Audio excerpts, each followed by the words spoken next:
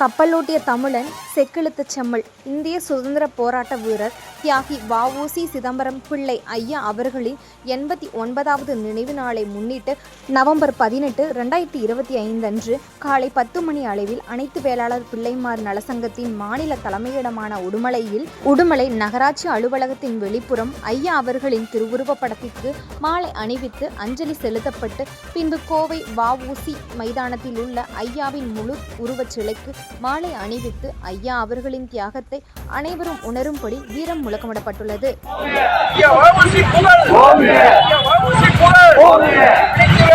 அனைத்து வேளாளர் பிள்ளைமார் நலசங்கத்தின் கிளை சங்கங்களான சிவசக்தி காலனி, பல்லாபாளையம், கனியூர், நல்லண்ணகவுண்டன்புதூர், மடத்துக்குளம், பெதப்பம்பட்டி, காரத்தோடு, வஞ்சிபுரம், வயலூர், குமரலிங்கம், வாழவாடி ஆகிய ஊர்களில் உள்ள நிர்வாகிகள் வ.உ.சி. சிதம்பரம் ஐயா அவர்களின் பக்தர்களாக காட்சியளித்தார்கள்.